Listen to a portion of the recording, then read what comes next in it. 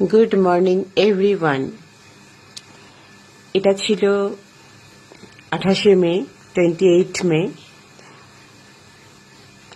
আমরা বেরিয়ে পড়েছিলাম দীঘা যাবার উদ্দেশ্যে।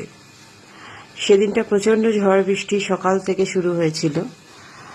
আমরা ভেবেছিলাম যে যাওয়া বোধহয় সম্ভব হবে না, কিন্তু না, যাওয়াটা সম্ভব হয়েছে। আমরা ওই ঝড় বৃষ্টি মাথায় নিয়েই বেরিয়ে পড়েছিলাম, কিন্তু ঠিক সময় মতো ডেস্টিনেশনে পৌঁছে গেছিলাম। দেখো, চলে এসেছি।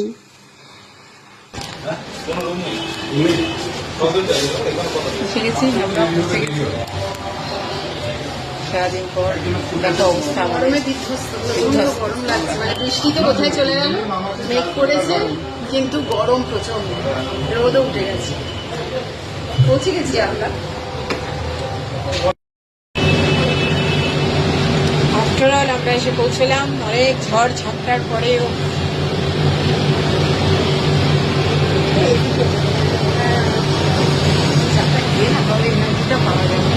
হ্যাঁ, কিছু এনার্জি ডাউন আছে, চা খেতে হবে।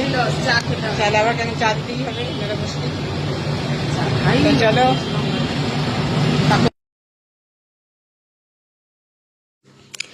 সকাল সকাল আমরা 10টার মধ্যেই পৌঁছে গেছি। খুবই ভালো লাগছে, খুবই টায়ার্ড লাগছে, যেহেতু রাতে ঘুমও হয়নি এবং অনেক ভোরবেলা উঠে আমরা ট্রেন ধরেছিলাম। কিন্তু এসে পৌঁছে খুবই আনন্দ হচ্ছে। তো এখানে হোটেলে যে সমস্ত ফর্মালিটিস আছে সেগুলো প্রথমে আমাদের সারতে হলো। তো সেগুলো আমরা সেরে নিচ্ছিলাম আর প্ল্যান করছিলাম এরপরে কি করা যায়। তো এরপরে আমরা অনেক কিছুই করেছি।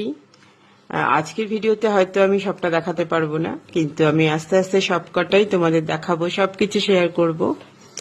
আশা করি তোমাদের খুব ভালোই লাগবে। তো আমরা চাটা খেলাম, ফ্রেশ হলাম, আর তারপরে পরবর্তী আমাদের কি করার আছে সেগুলো ঠিক করছিলাম। তো ভালো থেকো সবাই, আর ভিডিওটা কেমন লাগলো অবশ্যই জানিও।